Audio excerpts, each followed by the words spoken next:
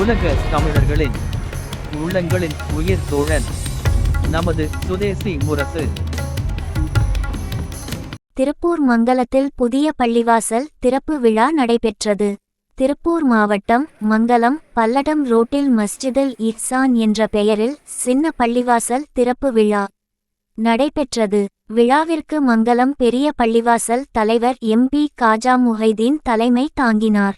அல் ஜாமியா பாக்கியத்துல் ஹசனாத் மதஹர்சா ஹீப்லு மாணவர் ஓதினார். உலமா பெருமக்கள், நிர்வாகிகள், நிர்வாக சபை உறுப்பினர்கள் மற்றும் மகாசபை உறுப்பினர்கள் முன்னிலை வகித்தனர். சின்னப்பள்ளிவாசல் ஸ்ராஜி இமாம் வரவேற்று பேசினார்.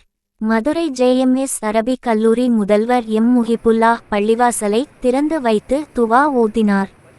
பெங்களூர் தாருல் உலூம் ஷபீலூர் ரஷாத் அரபிக் கல்லூரி துணைத் தலைவர் அல்ஹாஜ் அகமது ஷிமர் ரஷாதி ஜும்மா குத்பா தொழுகை நடத்தினார்கள்.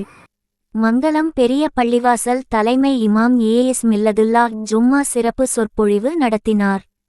அலங்கியம் செய்யது இபுராகிம், ஜே இப்ராஹிம் தாவூதி ஆகியோர் வாழ்த்தி பேசினார். மங்கல பெரிய பள்ளிவாசல் பொருளாளர் எம் இப்ராஹிம் நிகழ்ச்சியை தொகுத்து வழங்கினர்.